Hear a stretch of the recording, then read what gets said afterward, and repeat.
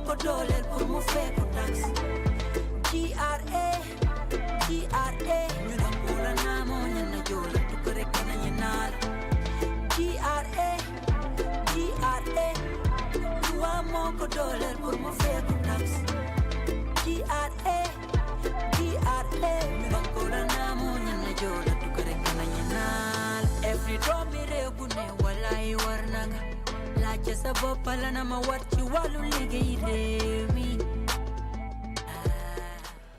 Hello viewers from wherever you're watching us from. You're watching QTV, the Gambia's first private TV station, and we are broadcasting from our studios here on Kairaba Avenue. My name is Aliou Cisse, and it's now time for your weekly, taxpayer education program here on QTV, brought to you by the Gambia Revenue Authority in collaboration with the French Development Agency. This program is part of the authority's initiative to better engage with Gambians to help them understand, the tax obligations and laws in this country. As they will often say, an excuse of the law is not, ignorance of the law is no excuse. So because of that, we have this weekly program just to help taxpayers better understand the importance of paying tax in this country. And this week, I have in the studio Henry Mendy, who is manager taxpayer education program, taxpayer education rather. Mr. Mendy, good to have you in the program once again. Thank you, Aliou. Yeah. And next to Mr. Mendy, I have Tijan Guy, who is Custom Officer, Trade Facilitation and International Cooperation. Mr. Guy. Thank you, Aliou. By the way, the designation have changed. Oh, great. I am recently transferred to Customs Valuation. Interesting. Good to know. I say good to know. Congratulations, by the way. Dabel Kande, Tax Officer, Dabel. Thank you for having me, Aliou. Jarama kala do musidɗo wawi wonde min calmina on ɗo ko minen jeyarinaɓe gartani on ɗo hande kala o waktu kala dara o noon miɗen jarama andi yesso seeɗa min gudditat line o yewtere nde ɓuura yajde si Allah jaɓi. Jarama Dabel Kande, and on my far right I have Baboucar Ndiaye, Senior Tax Education Officer, Babs. Yeah. Babs. Babs tey moom boy korka jëlal ma daala yi boy daala yi moom fo ñu wone ko tey rek because man daala yi mu ma understand Babs because Babs every Saturday day ñëw ak swag bu es Babs boy maa ngi nuyu everybody boy xam nga ne man good xoolal ma daala yi rek waaw daala yi no korka no gënal ma daala yi no because man mu ma understand daala yi do Babs boy xam nga ne man lii dama ko miin boy I am used to this xam nga dama bëgg tas waaw so su ma ñëwee fii man xam naa ne always nii nga mën a indile si programme bi I'm used to it. Yeah. Waaw but withstanding ñu ngeen nuyu everybody. Yeah. Waaw ñii seetaan programme bi yëpp fu waay mun di nekk rek comme ni ko suma collègue si waxee ñoo fi de ñëw every Saturday pour ñëw discuss ak yéen as usual. Okay. Tijan, I will start with you. We're still discussing the guidelines for import and export. We will just continue that deliberation. Looking at the charges levied on goods imported into the Gambia. I know they varies, but could you just take us through? Yeah, thank you very much, Aliou. Thank you very much to our esteemed viewers. As usual, this is the GRA program. And of course, the custom charges sometimes could be very fascinating to a lot of people because they don't know how it is done. But different goods attract different charges in customs. So basically we have goods that attract 0%. But before I get into that, I just want to explain that whatever charges we do in the Gambia when it comes to duty, the charges in the Gambia are the same as all other charges in ECOWAS states. Okay. So that is to say we have the common external tariff. All ECOWAS member states charge the same for every good that enters the ECOWAS community. So some goods pays nothing in terms of duty. But before I also go to what pays what, I also want to highlight the different charges that apply. That's important. So when you bring in goods, we charge duty as an item. We charge processing fee, which is 1.5% is fixed for all goods. 1.5% of the CIF. I think the other time we explained the CIF. Yeah. We also charge 0.2% eco levy. The eco levy is 0.5% eco levy is 0.5%, and this is also charged in all other West African states. We also charge 0.2%, that is AU levy, and we also charge sometimes excise tax. Some goods attract excise tax, others don't. So basically these are the charges, but the ones that we own as Gambian government is the duty and the VAT. The AU levy, like the name implies, belongs to the African Union, which is 0.2% of the CIF. And this 0.2% is charged in Gambia, is charged in all other member states of the African Union. We also have the 0.5%, that is the eco levy. It's also eco levy, belongs to ECOWAS and is charged 0.25% of all the ECOWAS members. By the way, that's what is you to run ECOWAS. That is to run ECOWAS, yes. That is to run the ECOWAS, you know. And now the duty itself, some goods pay nothing, 0%. Basically, those are essential goods for the Gambia. And the essential goods, of course, varies in different countries. So when the CT was made, different countries were asked to submit, you know, what they deem to be essential in their livelihood. So, for example, Gambia, if we say essential goods, Henry will know what I'm referring to. Because Henry is a chop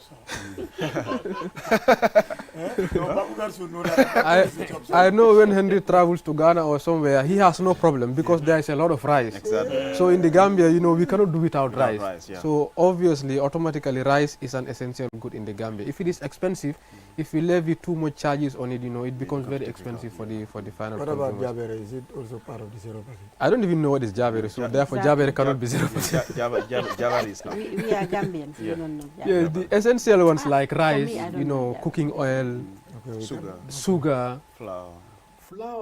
I did make flour is in fact one of the most expensive things to import in the Gambia because of the protectionism we have. We have flour factories and the government has entered a contract to protect the flour companies. We cannot ban the importation of flour, but it is made such, yes, it is made such that, you know, when you import flour, it should be more expensive, and this is by increasing the duty. So basically, the essential ones are 0% now. When we say 0%, it doesn't mean they don't pay anything. That is why I highlighted earlier the other charges that apply. So what the government owns, like I said, is the duty and the VAT. VAT is 15%. So rice, therefore, will not pay duty and VAT. But rice will pay processing fee, which is 1.5%, will pay AU levy 0.2%, eco levy 0.5%. But these are minimal charges. In all, they are less than 1%. So entirely the duty applied on rice is less than 1%. So it's very funny sometimes when the people around say rice is expensive because GRA is increasing tax. There is actually no significant tax on rice, cooking oil, and the other things. So apart from that, there are goods also that pay 5%. Basically, 5% are goods that are in their raw state, raw materials, and they are mostly agricultural products. Anything that is in its raw state has not been processed. For example, groundnut, you know, anything that needs further processing is automatically 5%. Not explicit to agricultural products, but mostly all agricultural products are charged 5%, if it including tractor. Others pay 10%. So that is now where the shift happens. Goods that are in their raw state. Now the 10% are goods that are in their intermediate state. They have left their original state, but have not reached final state. They are half processed. So those goods will attract 10%. And the other one is the 25%, or not 25%, 20%. There is no 25% in the city. Yeah. It's either 0, 5, 10, and 20%. So the 20% are the final consumer goods, goods that are buy and use. We call buy and use. Anything that you buy and it doesn't go through any further processing is 20% buy and use. Does that include clothes? Or? Clothes, yes. Clothes are 20%. Shoes, you know. The mobile phone, complete mobile phone, the way it is, it's 20%. So, but if the mobile phone is not assembled, we call completely knocked down, automatically, because there has to be, for example, an assembly company, and the mobile phone will have to go through assembling. Therefore, the mobile phone in that state will attract 10% instead of 20%. But if it is the full mobile phone, for example, that is imported, it's automatically 20% because it's just buy and use.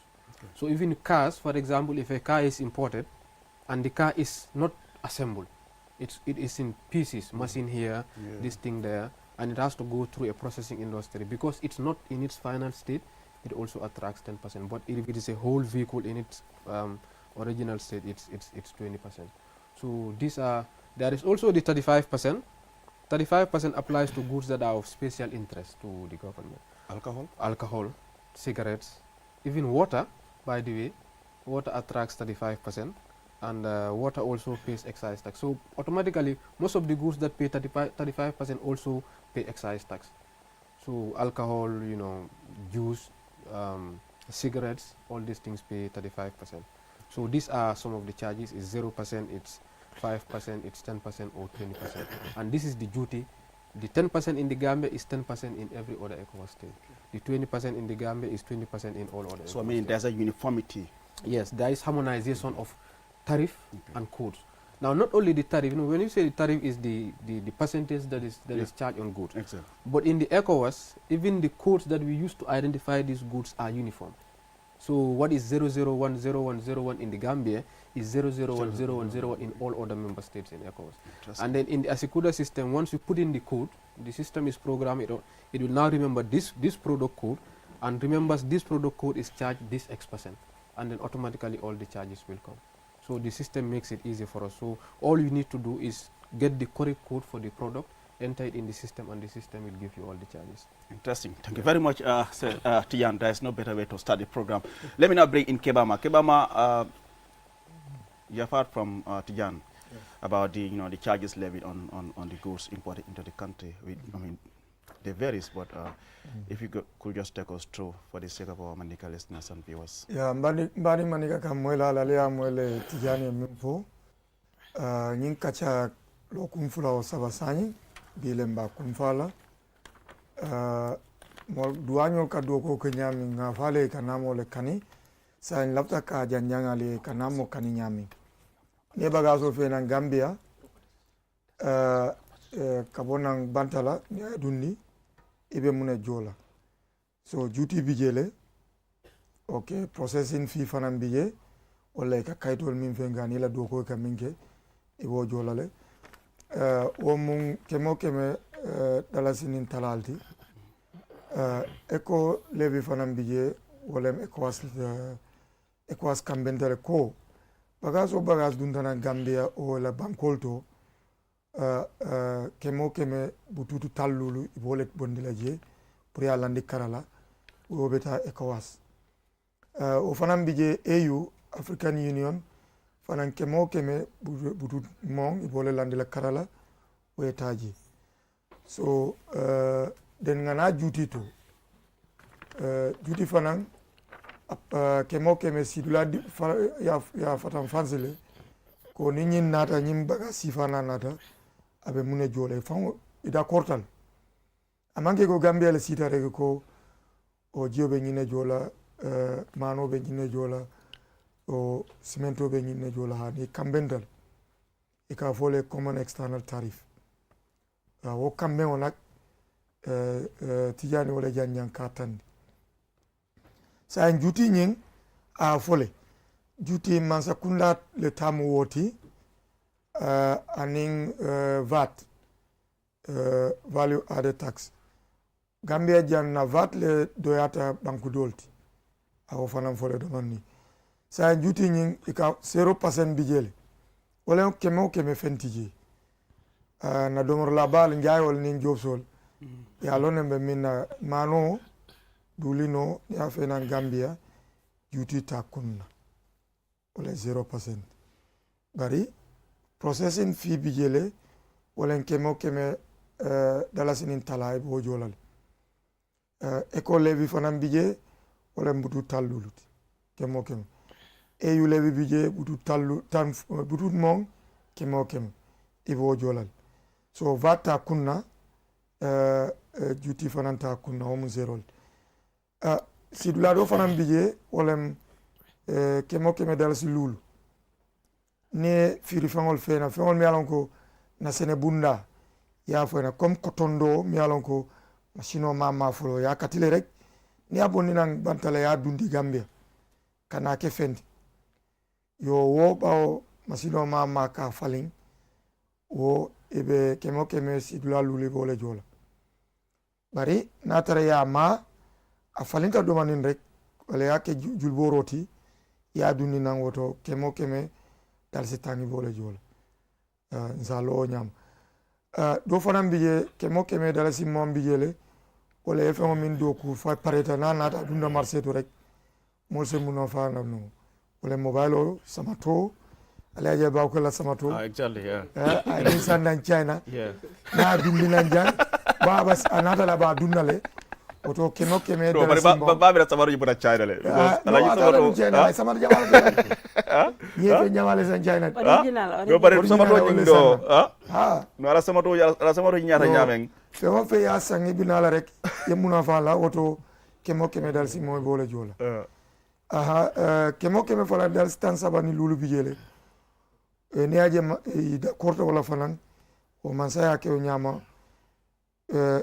na industry do le biye mi alon ko lafta ka protect nyin aliya nyini ka foreign ko dum akwa foreigno do ma fengo le mbari nga foreign factory ol soto janne wala na mansa ko ni aje nga foreign factory ol soto jang ni nga foreign o bondi bank na meter na nyi factory ol be soron woto foreign factory ol min bi jang malla fiye soron ni foreign o bondi lam bantala kemo keme dal stan sabani lui vole jol fengol fanam bije mi alo ke kana jara kende ya tinya ikana da bane ya tinya num ko sigareto dolo wol fanang ni ya fenan kemo keme dal stan lulu nu dal stan sabani luli vole jol ani bagaso bagasi wojo o debe excise tax fanan jola o kunta fanan vat fanam bije kemo keme tan lulu vole jola so ye nyine la ko jiyo fanan ba nga ji factory ol sodo jang mala fi mol ka jiyo bonni nam bantala ka dundi ro fanan kemo keme tan sabani lulu ibole jola so a nyine bonni nyoto pour sa fahamo nyama mano jutita kunna fata kunna processing fee tala sinin tala EU levy bututu mo eco levy bututu tal lulu ni ajibe ni eco ni EU butu taworo la ibole jola rek o do ne bije so mol kana julol kana fo mano sertale iko custom douane le ala fa anide o mansot so medana jansen kaf nyoso ani yemi fa kumera bakele because ngaje mo jama e ka wala use ka ko ha nga mano la fa ka do custom ya nyine fo jare tax la fa wo kuma sifar ko mo man ko am soto dabel anani ko keba ma hale ko kala ma so rek kulle lebi ngada ko dun tegete ko bagaso imorode ya sporo ara gambia don a jarama alaikum no hendi halni tan hande non yewtane do fuddorto do ko dum woni charges di duwañeɓe kala ko neɗɗo addi bagage nder saare he ko poɗɗa yobde ko e dow ɗum noon sa laari hen ɗi fuɗɗori 0.0% ha 35%. Ko ɗum woni kala ko gandanta e natta e nde leydi he ko yimɓe kajorta ko gandanta ko ñamte ko wayno maaro ni dewlin e sukara ɗin ɗon a yobta juuti ɓayde sa laari juuti o he VAT o ɗon ko jeeyare yomnito ɗum siko sa laari ko wayno ko eco levy he EU levy ɗin ɗon ko EU wodi he ECOWAS countries jiɗi ɓayde enen kala sa laari eɗen tawa hen ɗi ko compagnie ji ɗi gandanta kala gonɗo africaine ko ma tan nattina hen junggo so miɗen jomnitano ɗum ka en kala tamuyen o he dow ɗum noon sa addi sukara walla maaro han a yobta juuti a yobta VAT ko jobta ko noon ko ɗum woni processing fee comme no Tidiane haalini ɗon noon ko 1.5%, eco levy o kala ko 0.5% he EU levy o ko 0.2%. ɗum woni temedere o temedere ta ko EU levy o han budutaji ɗiɗi ɗa o temedere budutaji joyi yimɓe noon ɗi mbiya maaro ko ɗi adde ɗinin série par ce que ko duwañi ɓe ɓeyda minen kalno wondema duwañi ɓeydani hay hunde wonno an julaba o ko joɗirɗa to guittuɗa marchandise to ko toon dola o ɗini ƴeŋi walla ɗinin jeppi walla ko toon ɓeydi walla ko joɓanɗa bagage uji ɗi ha jotti e nder Gambia ɗum darɗa siko noon charges ji ɗi gonno ɗo hanki ha jo ko ɗon ɗi goni hay hunde ɓeydaka hen hay dow ɗum noon ha jo sa laari hen miɗen caja VAT kala ko 15%, ɗum woni temedere o temedere buuɗi 15 e bagage uji ɗi gandanta ɗini poti yobde VAT joni noon sa addi bagage uji ɗi gandanta ko fi agriculture ɗum woni ndemaka ɗon ko 5% min lamdi hen henri haali ɗo wayno ko cotton ni hottollo ta fewnaka hay hunde addama ɗon ko 5% ɗum woni temedere buuɗi joyi sita noon hottollo ko fewnano seeɗa tan waɗano ɓogge ni walla ko wayi noon ɗon addama e nder saare han ko 10% yobta ɗum woni temedere buuɗi 10 ɗum woni bagage ji ɗi gandanta fuɗɗama siko humnitaka ko ɗo foti humnitede ɗum sa addi ɗum e nder saare han temedere ko buuɗi 10 wonta bagage uji ɗi gandanta noon fewnama ha paari ɗin ɗon ko addete ni pour yeeye ko wayno ko gude ni paɗe walla mobile walla ko wayi noon ɗen ɗon on suman a yoɓat temedere buuɗi nogas ɗum woni 20% o bagage uji ɗi kala ɗi gandanta addete nder saare he siko noon si en keɓno sago men nan tawno nattata siko en mbawina hen hunde ko way noon ndiyam ni konjam he juus ɓayde sa laari foriñ o kala ɗi hen tawa eɗen keeɓi ɗo facture mo gandanta ɗini fewna foriñ si en gokkani ɗum doole nomo liggori han eɗen gacci dammugal ngal gadduɗo o tawa ɗini yomnite ko weeɓi on suma ɓen ɗon kala business o yata yesso ko ɗum tagui ɓen ɗon kala si gaari hen temedere o temedere ko 35 ɗum woni 35% ko ɗum lamda hen ɓayri ndiyam kala sa laari nder saare ɗo ndiyam ɗe fewne ɗo joni noon sa addi ndiyam to yas fi a nattina ɗum nder saare hen ko ma tan musa seeɗa ɗon kala temedere o temedere ko 30 ɓuuɗi 35 jofta jus o kala ko noon konjam kala ko noon ɓayri konjam neɗɗo ala hen sago siko noon ɓayri woodi ɓe gandanta ɓe jarat ala no waɗi no ko hendu wiyata konjam naka mi yarama ɓuura kam doole ko Baboucar wiyata noon aɗa foli rek ko naan yarima ɓuuri kam doole so ala no waɗe feere ala ɓayri yimɓe jara ɗum naftoro ɗum ko ma tan adde siko noon andi sa addi konjam han kala ɗon ko 35% ɗum woni temedere o temedere ɓuuɗi 35 ha ko ɗo min daranto on Baboucar kala ala e jowi Baboucar.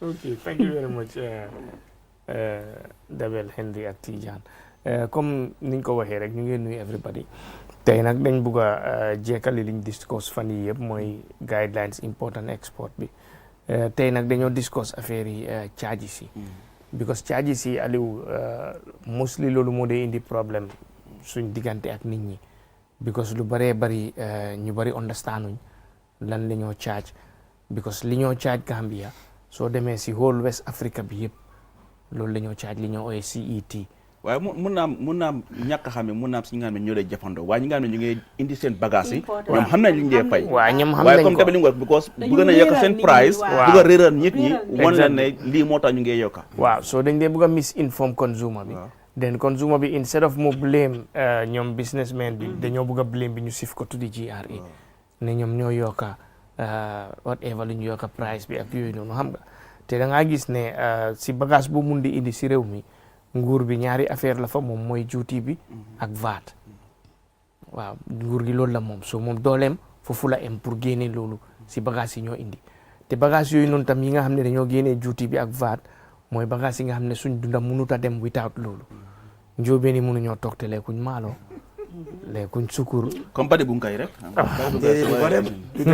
non boy badi bunkay tey waxuma kii yaa ngi de waa badi bu laa nekk waa ñii laa nekk di wax naka njóobeen yi because kii yang kay su ma leen waxee kenn suñ deputy director si Demba yaaya la wala non Demba ba waa kii yang la I will help them to find you. waaw te maa ngi remember gouverneur LRR bi tam bi ma demee office maa ngeen di ñëw dem mu ne ma boy ñun waa kii yang kay lan lañ la def Sidi Lamine Ba mu ne ma lan lañ la def xam nga so yooyu noonu nguur gi daf si dee génnee juuti bi daf si dee génnee VAT bi pour lan pour bagage bi yooyu bu mu seer because suñ dunda mu ngi aju si loolu noonu waaye da ngaa gis ne li nga xam ne mooy AU levy bi loolu dañ ko fay because loolu Gambia government moo mut ko loolu AU ñoo ko moom AU mooy mbootaay bi nga xam ne moo amee Afrique yëpp waaw African Union den éco levy bi tamit loolu mbootaay bi nga xam ne moom moo amee Afrique sow janta mooy li ñoo ooyee ECOWAS soo ñoom ñoo amee loolu foog ñu fay loolu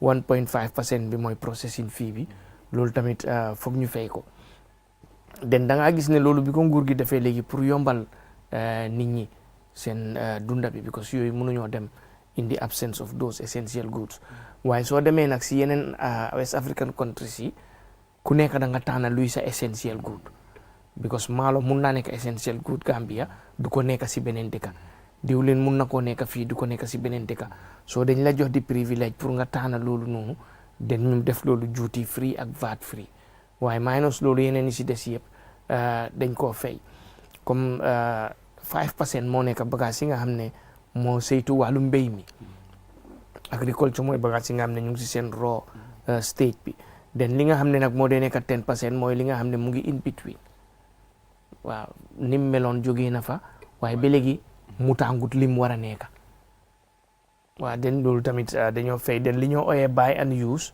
ñoom ñooy fay 15% right 20% ñoom ñooy fay 20% mooy comme daala yi ñoo sol yére yi ñoo sol comme boobu ma sol mi understand buy and use waaw design la sax na bi dafa seer waaw so loolu foog nga fay li nga xam ne mooy 20%.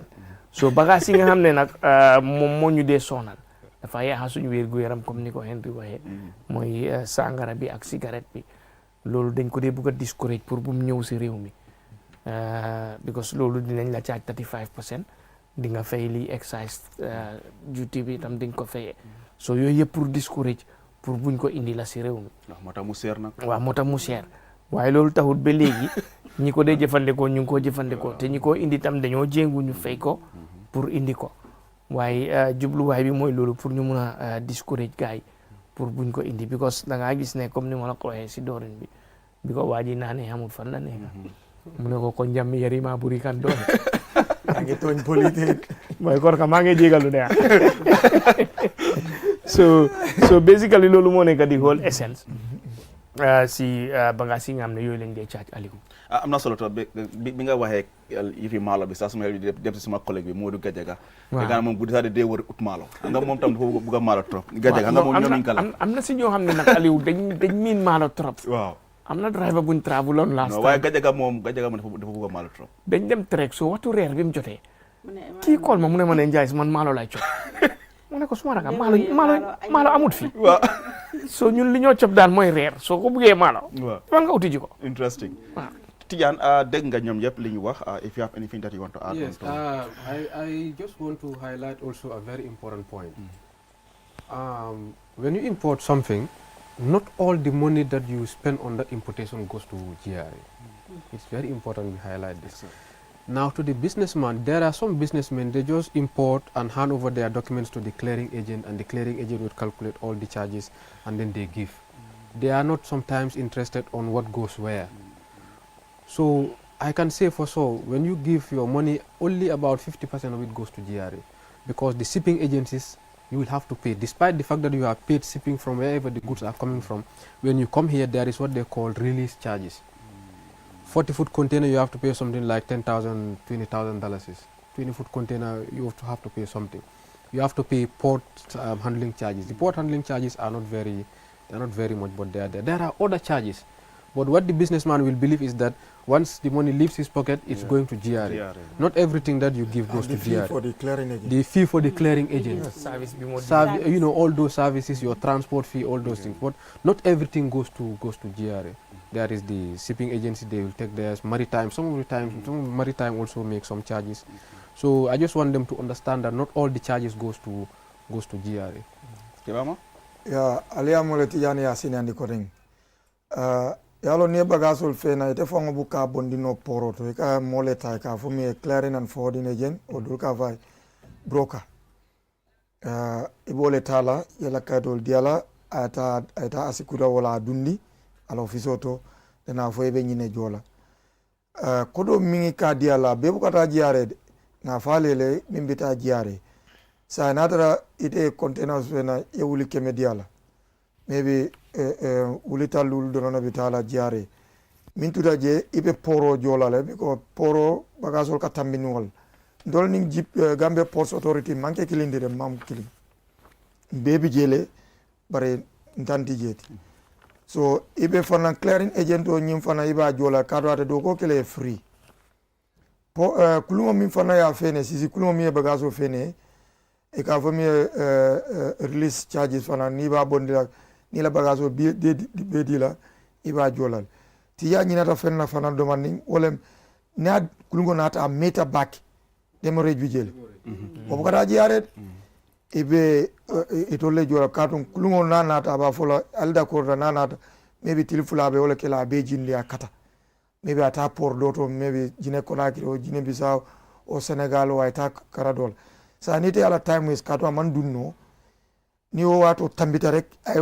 any wato min kejang ko tengo lungo kejang ika jole ika fole demoreji so on se hakilo tuoto ngana tara ka fo jiare na koro ta jiare na koro ani in fa alman jiya koro di jiare la darek ala di ala clearing agent lenna o yala joro bondi ay poro jo ay do di jiare la ay do jo fen ko fananto kulungo mi bagaso bondi fene so on se hakilo tubaki ni mum businessman woto ka jibe jalle tata jang jalle tata pour soma no jorol falinda sa nyini ka ngani jonu munat na falinda barkana side ke adialo nyam ye nyakas well, viewers, you're still watching QTV, and this is your weekly GRA taxpayer education program brought to you by the authority in collaboration with the French Development Agency. We will also open the lines. If you want to be part of the program to ask any further questions or make any clarification, you can call the program. I will just ask the control room to display the numbers on the screens for the sake of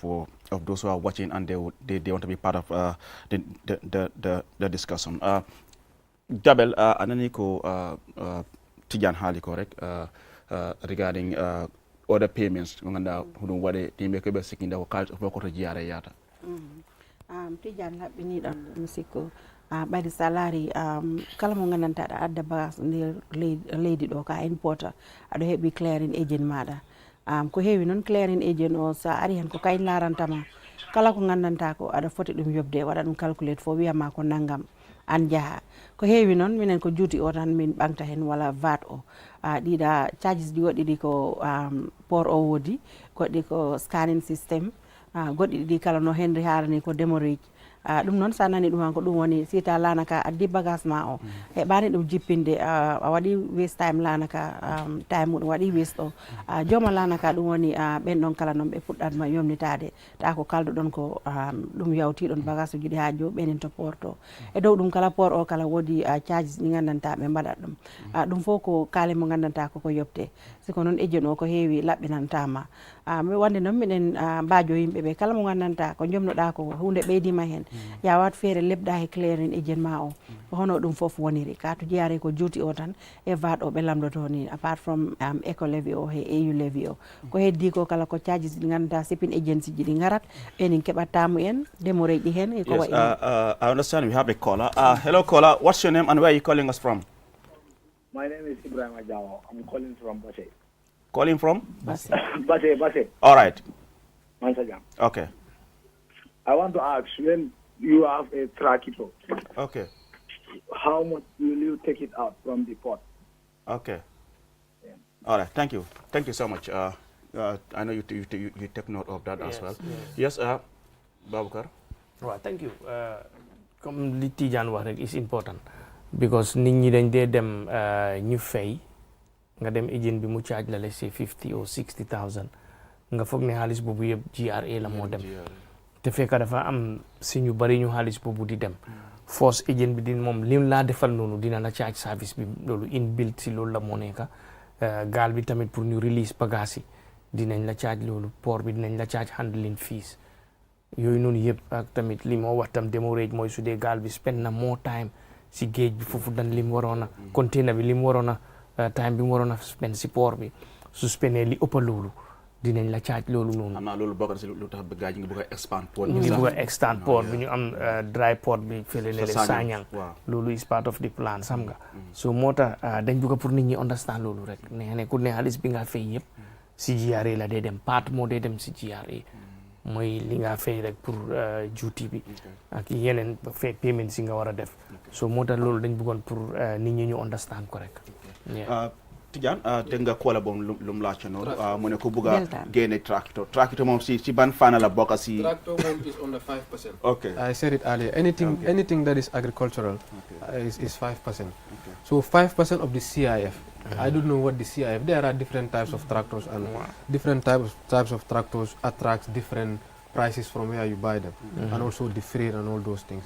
But if he has the invoice of whatever he bought the tractor, if you come to the office, the guys there can calculate exactly how you are supposed to pay. But I know tractor is 5% of your CIF. Waaw léegi man dimbale ko si olof rek comme li Tidiane wax mooy tractor bi 5% la moo fay.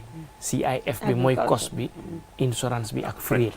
Cost bi mooy li nga jëndee tractor bi wherever foo ko mun di jëndee. Insurance bi mooy li nga fay pour insurance tractor boobu pour mu ñëw Gambia ak li nga fay pour pass bi so moo tax soo bàyyi xel si suñ previous programme si stress on nañ affaire yi original invoice original invoice boobu noonu su ñëwee foofu la ñoo mun a calculer li nga war a fay. moo laa woon ñaata la ak fan lañ ko waaw jëndee. ñaata nga fay ak fan la jógee ak luñ fay pour insurance bi everything.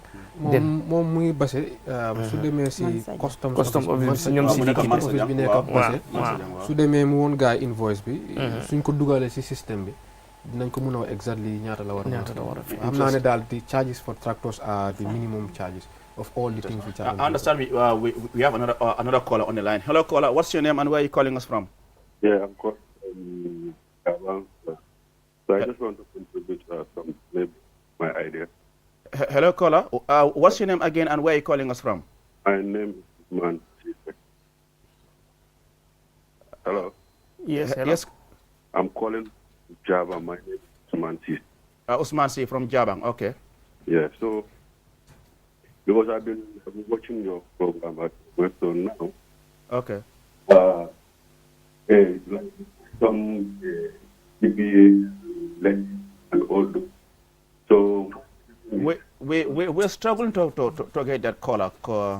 Control room, if you can just work on that. We're struggling to get the caller. Yeah, if he can call back. Exactly, if you can call back. I mean, I think he's trying to make a very important point there. We are now joined on the program by Ibrahim S. Sane, who is a taxpayer education officer. Mr. Sane, good to have you on the program. Thank you. Tijan, I mean, last week we discussed about the issue of this comparison that we normally hear from people between the Gambia and Senegal. No, Gambia more than Senegal. What you know? Tell us. Is it true that Gambia is more expensive? Aliu, that question frightens me. Yeah. Because it frightens me because, I mean, public opinion of custom charges. Yes, I understand there's another caller. Let's just go with this caller. Hello, caller. What's your name and where are you calling us from? Hello? Hello. Yeah? The same caller. All right, Usman, yes, you can go ahead. Yes, I just, my idea is that what you are increasing in the post, some and all, so is it impacting the consumer? Because Unfortunately, Usman, we are struggling to get you clear. I don't know what's the problem. Can you move away from the TV? If you can just move away a bit from the TV. Okay, let me go. And just, yes, talk directly on the phone. Yes, Tijan, you can go ahead. Yes, the issue of comparing Gambia and Senegal in terms of import charges. Because people, sometimes it's just lack of understanding. Now, I said earlier that what we charge 0%, 5% and 10% and 20% in the Gambia is the same charges in all ECOWAS countries. So whatever you pay 5% in the Gambia, you pay 5% in Senegal. Whatever the eco levy in the Gambia, 0.5% is the same eco levy in Senegal. The AU levy, which is 0.2% in the Gambia, is the same 0.2% in Senegal. Now, the only difference we have between Gambia and Senegal in terms of these charges is the VAT, because the VAT is not harmonized in the CET. Okay. Different countries charge different rates of VAT. In the Gambia, our VAT is 15%. And in Senegal, I know their VAT is 18%. So which one is cheaper? If you are paying the same duty, you are paying the same AU levy, same eco levy, but VAT in the Gambia is cheaper than in Senegal. So if you are to go by that, then Gambia should be cheaper. However, that is why it was important we emphasize the CIF. And the custom charges are based on CIF, the cost, the insurance, and the freight. Now, if you import something from China to Senegal, you import the same thing from China to Gambia, there is a difference. The difference is the freight. So it is true that whatever comes from Senegal or from China, for example, to Senegal, the freight there is cheaper than coming to Gambia. So if the freight therefore is cheaper in Senegal, of course then what you pay in Senegal will be a little bit cheaper. But you also have to consider what you are going to pay from Senegal yes, to get your goods to the Gambia. Yes, I will. So that's so it's almost. I will come to that. But what people do most of the time is not even that analysis. Yeah. People analyze when you ship from Senegal, when you ship from China to Gambia through Senegal, the goods in Senegal are in transit. Senegal is not their final destination. Gambia is. Yeah. Now, because Senegal is not their final destination, they are not charged duty in Senegal.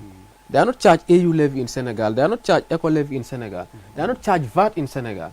all these charges will be done in the Gambia because the goods are coming to Gambia. That's the final destination. That's the final destination. So in Senegal, all you pay is the processing fee. So now people compare the processing fee that you pay in Senegal to the entire duty that you pay in Gambia. That is not fair. That is not fair. It is of course possible, I want to emphasize, it is possible that duty in Senegal, charges in Senegal are cheaper than charges in Gambia. It's possible. But that difference does not make any significant importance. Because like you said, the transport from, forget about the charges that you are paying at the border. Forget about the charges you are paying at Senegal. Just the cost of transporting your goods from the port of Dakar to the borderline is about $130,000 to $170,000. And that's if you are lucky. That is if you are lucky. And that $170,000 is enough to clear goods in the Gambia. So basically the difference between Gambia and Senegal is this. Freight is cheaper in Senegal. Why is freight cheaper? Because shipping or shipping agencies frequent Senegal more than Gambia. It's not a matter of distance. It's a matter of frequency. More ships come to Senegal than they come to Gambia for so many reasons. Reason number one, Senegal has a deeper port. Depth, the depth of the port also matters in terms of what type of ship can come here. Senegalese port is about 14 meters deep, whereas our port as of now is about 7 meters deep. So there are certain size ships that cannot come to Gambia, but they can go to Senegal. And also Senegal, of course, it's a bigger country, a bigger population, more vibrant in terms of business. Business flow in Senegal more than it flows in Gambia because of the population. So when you have a consignment in China, you want to go to Senegal, and I have the same consignment in China that should come to Gambia. Your consignment that is coming to Gambia will wait in China because the ship will not leave China to Gambia just because of you. The ship has to be full first before it leaves. So it takes a lot of time before ships coming to Gambia are full than in Senegal. Business is coming to Senegal more than Gambia. So when a ship is in China, for it to come to Senegal, it takes like maybe 30 days. I understand there's another caller on the line. Hello, caller. What's your name and where are you calling us from? Hello. Hello, yes, caller. Yeah, I'm sorry. I'm calling in from Serekunda. All right. What's your name? Yeah, it's Hadi. Hadi. Okay, Hadi. Yeah, but what I don't understand, but the man said that when you have a thing from Senegal, that it's not the same, but I think it's different. Okay. If you sell a thing from Senegal, that is cheaper than in Gambia. And now every customer in Europe, they want to send their things in Senegal. So why they cannot make it easier and cheaper so that they can sell it to Gambia? All right. Thank you so much for that question. Yeah, so I just want to ask if she's still on the line. When you send to Senegal, are you sending to Senegal? Is Senegal the final destination, or are you sending through Senegal to Gambia? This is what we have to clarify first. If you are sending through Senegal to Gambia, these things are not paying duty in Senegal. They are paying duty in Gambia. What they are paying in Senegal is processing fee. Now the fundamental reason why people prefer to send their goods to Senegal is a matter of time. Because it takes a shorter period of time for ships to come to Senegal than they come to Gambia. It takes only 30 days from China to Senegal. It takes about 90 days from China to Gambia. So for the businessman, it's a matter of time. I wouldn't mind spending a lot of money, my goods coming through Senegal, but for as long as they get to Gambia on time, that is what matters to me. So if you are sending your goods through Senegal to Gambia, you are not paying duty in Senegal. It's just a processing. It's just a processing fee. Now, if you want to compare which one is cheaper, make your BL Senegal as the final point of destination. Compare to what you pay there to what you pay in Gambia as final point of destination. But if the goods are coming to Gambia through Senegal, the charges you do there, it's not fair to compare those charges than the charges we do in the Gambia, because this is the final destination and this is where all the duties are charged. Interesting. Yes. Ibrahim, just a quick one. Yeah, you summarize no. Tiyani me po angala kangoto dong. Yaning bita double ning Babakar. Donc baraka bage Aliou barin jiber la ko Tijani afo nyame nyinin karo mundi wolon fo ke marchandise o ka kinan Senegal wolo da sonera pour kana kinan Gambia yang so na fale nyam mo ko li mu yana ko molla miral ko lon ke bagaso kinan Gambia wolo sonera kana kata kini Senegal because ni ajibe Gambia la vad 18% 15% non adun Senegal la vad mo 18% nati. So jama ko Tijani afunya munana mulke la marchandise wol nan Senegal wolon time bani Senegal jiba dum banko mena fondal adon warta adon business of an bektama kan je bakele ko tijani a ñini gaña ni businessman o itata Sénégal pour que business no continue na China ake til tan saba da monata kulun si futano Sénégal nata Gambia long asi til kononto til tan kononto wolo 90 days muni o sabuno katu business jamabe Sénégal wol lokataria kana bagage wala Sénégal dan Gambia di so ayim fana fo ni nata na poro fana na poro wala fano nya Sénégal la poro wala fonta ke tambi Gambia tadi parce que ne Gambia la poro ji a doyatale adum fana kulun dol tinano jang kat ne Gambia la poro ji ala dinon wala deepness wala tara meter side man ni tara Sénégal tara fo meter tamnani so ni ajibe kulun dol ankon wala pour kana Gambia la poro do so ay ñini ka fanan pour mol kam foko bagage sul kana na Sénégal so ñini ka romu dini la bagage na Sénégal am ko le bagage no ya na Sénégal way kam jo Sénégal processing field ba bagage am ko ka batula Sénégal la tan ni Gambia la ay foko wa Sénégal ko ni la bagage na Sénégal processing fi ñew da manjo transportation fi kana na fo poro boda wala iba mu jola tambila 175,000 nata ilokitalom so ni obi jibe nata ni anan na Gambia do sonal parce que Gambia jang bako Sénégal ji emanta école levi jogan emanta ECOWAS levi jogan emanta duty jogan so nyanda emanta ko bejo nyanda ko bejo Gambia janne so nyinon ko dim yana ko wolke mo jama hakilo bisi ka fo gol ka fewna ni Sénégal la wolo sonada pour que nat ni Gambia la wum ko dim yana man soro si dan nan janna murni mu badi on kan abaraka bake Dabel Baboucar ngeen ci ñew rek xana time baa ngi dem waaw fat ko rek comme no tijan har ni tan yimɓe ɓe lamɗo min taki ɗo Sénégal ɓuuri webnude addugol bagage Gambia minen kaldan ɗumen wondema ko yimɓe daaride ɗum noon tan siko sa laari charges ji ɗi fof ko gotum in terms of levy ɗum woni éco levy EU levy o kay noon VAT mumen ɗum woni VAT ko 18% ɓe lamday enen noon ga ko 15% siko noon sa laari to bagage uji ɗi giwtato ɗum woni China hakkunde ma China ittugol toon bagage ara nder Sénégal ɓaganma lewru tan ɗum woni balɗe 30 ittugol noon bagage China addugol Gambia ɓagalma enen ga balɗe 4 so sa laari on difference an being a businessman an ka waɗat préfère naɓa ɗum to port Sénégal to no bagage uji ma ɗi ɓuuri yawi yettorade nder Gambia siko noon haajo sita bagage uji ɗi jottima Sénégal wona toon woni final destination o wona toon foti jippade han ko ga jopta juutiji maɗi ko processing fee tan jopta toon joni sa ari ga tan a yoɓat juuti o a yoɓat fof ko gandanta ɗo foti yobde on suman sa laari ko jopta to ko wona e hunde compare to ko jopta ga ko ɗon no yimɓe ɓe darta no tijan harni sita an addi bagage ma final destination ko nder Dakar Sénégal ɗon on suman a yiyat différence o sita ɓe jomnitimama ko ɓe foti jomnitade ko fof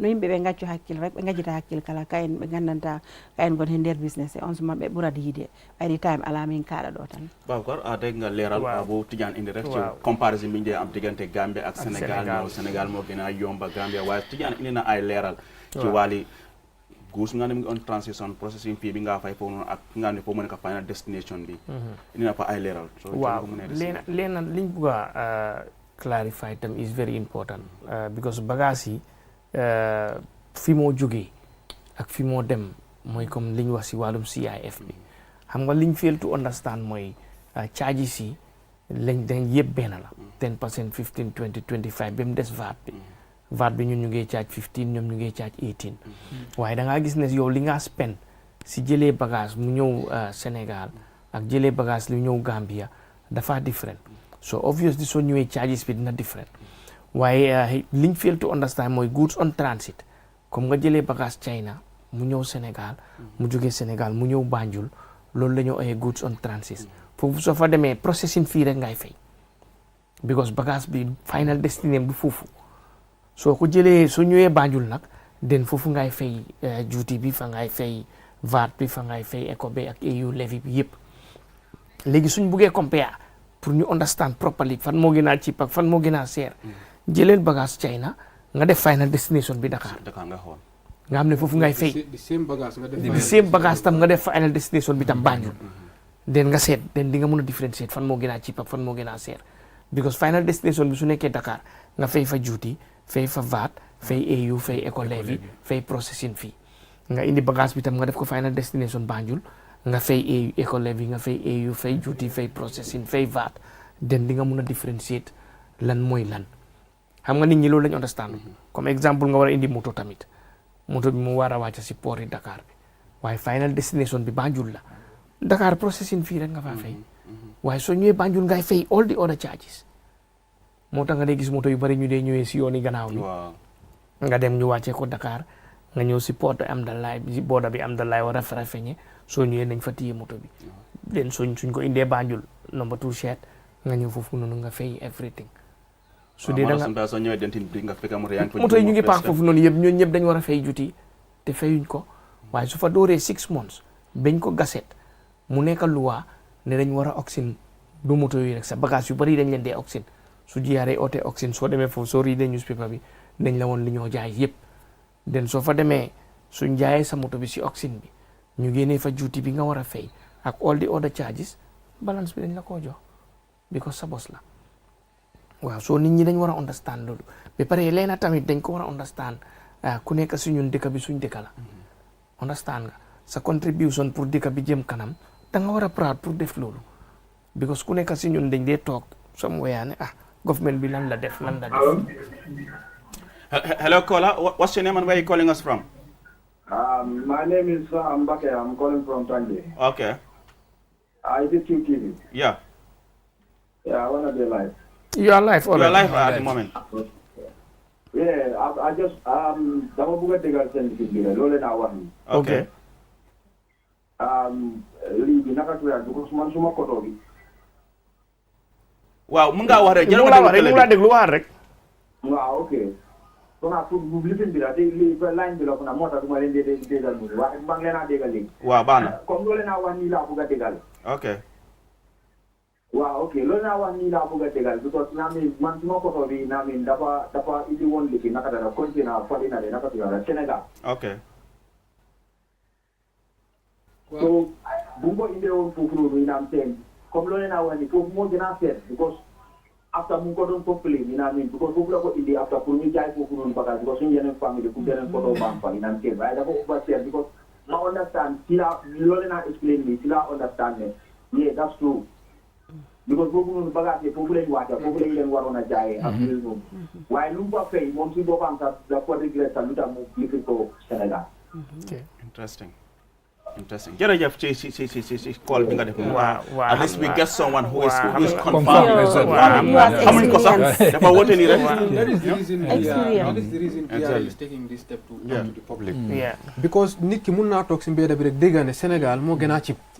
Sénégal moo gën a cib. So yaa ngi toog xam nga campé baa ngi daw ata baa ngi neex rek yaa ngi yey gerte gi rek nga am container nag war ko indi Gambie nga am ko mel ni korkana toog si campé bi naan ataaya rek wala naan café Touba. So nga dégg loolu rek Sénégal moo gën a cib nga dégg ko rek so nga am container war ko indi Gambie waaye nga foog ne Gambie moo gën a seer because xamuloo the difference of transit and final destination nga yóbbu ko Sénégal kooku am na experience because he has a container that is put Senegal as final destination. So I'm not disputing the fact that it's possible. It's possible that a consignment in Senegal could be cheaper. It's possible. It's possible that it could be cheaper in Gambia, but the difference will not be such that lu ñoo waxtaanee la. Waaw because su fekkee difference mu ngi fa sax yow léegi da ngaa war a xool bagage bi nga ko jëlee Sénégal indi ko ba Gambia looy fay si diggante boobu has already surpassed everything. It's interesting waa ñu ngi maa wax ne waxtu bi jaami nañu di leen gërëm rek once more Ibrahima S. Sane tax education officer. It was good to have you on the program. Thank you. Tijan Guy, who is a customs evaluation officer. It was good to have you as well. Dabel Kande, tax officer. Babukar Njai, senior tax education officer. Hanane Kebama Auto was here. Henry Mendy, manager.